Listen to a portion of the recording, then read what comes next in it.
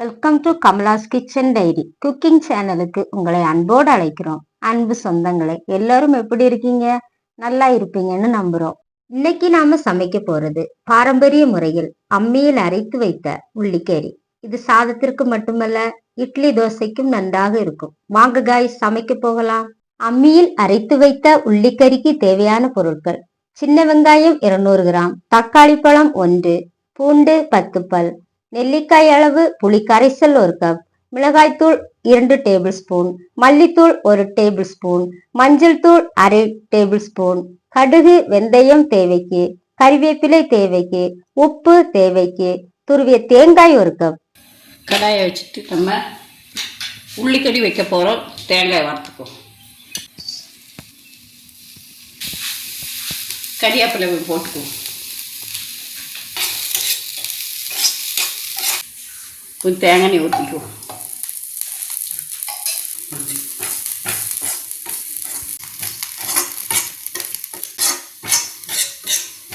ரெண்டு ஸ்பூனு மிளகு பொடி போட்டுக்குவோம். மல்லிப்பொடி 1 ஸ்பூன் போட்டுக்குவோம். தக்காளி 1 போட்டுக்குவோம்.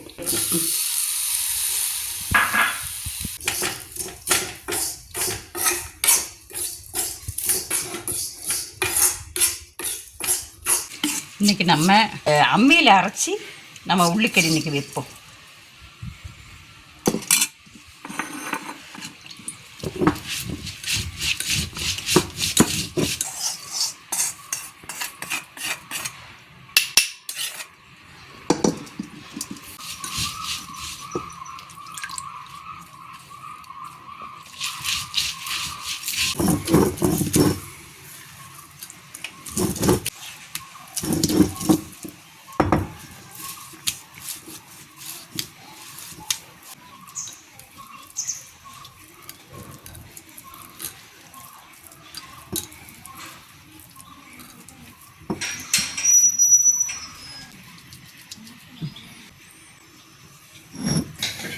சட்டியை வச்சுக்கோ.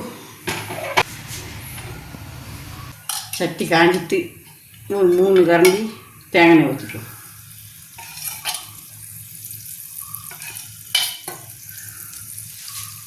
கடுகு வெந்தயம் இந்த போட்டுக்கோ.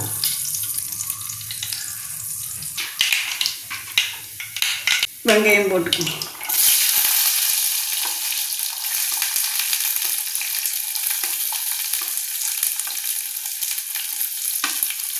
வெள்ளைப்பூடை போட்டுக்கோ.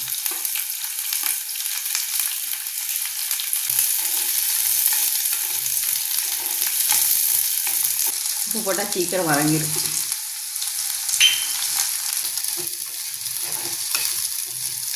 இந்த இப்படி வதங்கிட்டு புளி தண்ணி ஊற்றிக்கும்.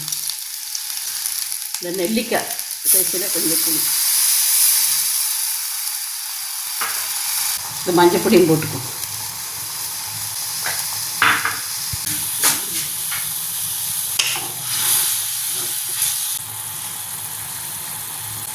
அம்மியில் அரைச்ச மசாலா இந்த போட்டுக்கும்.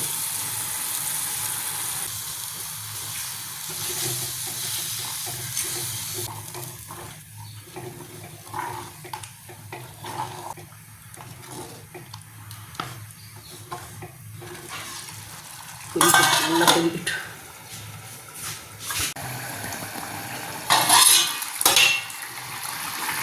இவங்க உள்ளிக்கறி நல்லா வெந்துட்டு நல்லா இருக்குது. இவங்க அழகாக இருக்குது. இது நல்லா சோத்தில் போட்டு ஒரு பப்படம் வறுத்து இது ஊற்றி சாப்பிட்டா நல்லா இருக்குது. சூப்பராக இருக்குது.